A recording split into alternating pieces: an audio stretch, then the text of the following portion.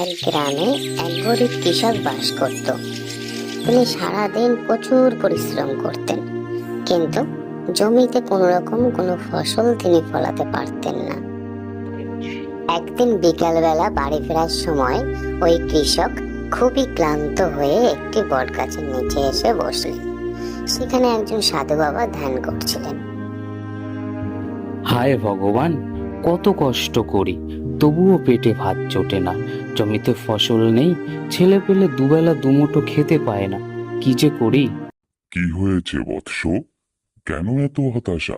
বাবা, আমি এক গরিব কৃষক, সারাদিন হাড় ভাঙা খাটুনি করি, তাও কিছুতে সংসার চলে না।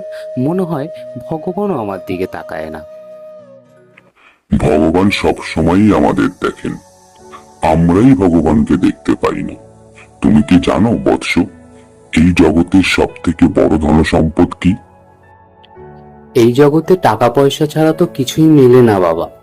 তাই আমার মনে হয় এই জগতের সব থেকে বড় সম্পদ টাকা পয়সা।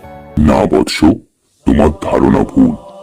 এই জগতের সব থেকে বড় ধন সম্পদ টাকা পয়সা না, ভালো মন ও বিশ্বাসী হলো মানুষের সব থেকে বড় ধন সম্পদ। তুমি কাজ করো, কিন্তু বিশ্বাস রাখো না। তাই মন ভালো করে কাজ করলে সবসময় ফল পাওয়া যায়। মনে আকাঙ্ক্ষা রেখে বা খারাপ মনে কাজ করলে কোনো সময় ভালো ফল পাওয়া যায় না। শোনো বৎস, আগামীকাল তুমি আবার আমার কাছে এসো।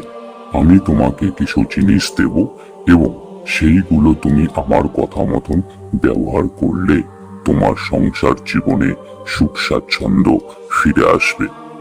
এখন তুমি বাড়ি ফিরে যাও। ঠিক আছে বাবা, প্রণাম নেবেন। আজ তাহলে আমি আসি। এরপর কৃষক বাড়ি ফিরে গেলেন।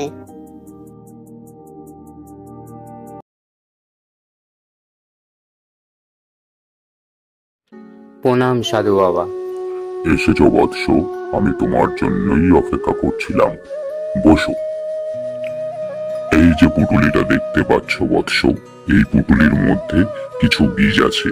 এই বীজগুলো তুমি তোমার সঙ্গে করে নিয়ে যাও এবং আগামীকাল ভোরের বেলা তুমি তোমার নিজের জমিতে গিয়ে সমস্ত জমিটা কুপিয়ে এই বীজগুলো সমস্ত জমিতে ছড়িয়ে দেবে ও এক সপ্তাহ পর পর তুমি জমিতে জল দেবে এবং প্রতিদিন সকালে ও বিকালে জমির চারপাশে ঘুরে ঘুরে জমি ও জমির ফসলের যত্ন নেবে।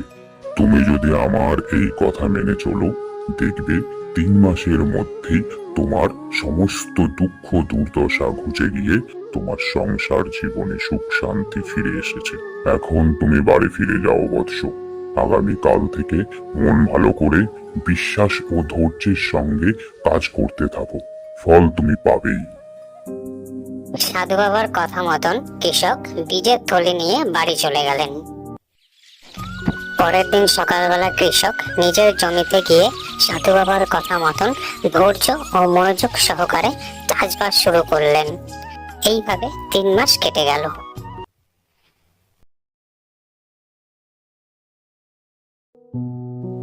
আপনাকে কোটি কোটি প্রণাম বাবা। আপনি আমার জীবনের সমস্ত দুঃখ দুর্দশা ঘুচিয়ে আলোর পথ দেখিয়েছেন বাবা। আমি পথ দেখানোর কেউ না বৎস, তোমাকে পথ দেখিয়েছেন স্বয়ং ভগবান। আমি তো নিমিত্ত মাধ্যম মাত্র। তাহলে তুমি কি বুঝতে পেরেছো বৎস? মন ভালো করে ধৈর্য ও বিশ্বাসের সঙ্গে যদি কোনো কাজ করো তাহলে সফল হবেই। হ্যাঁ, বুঝতে পেরেছি বাবা। আপনাকে আবারও কোটি কোটি প্রণাম। আজ তাহলে আসি বাবা। এসো বৎস, ভগবান তোমার মঙ্গল করুক।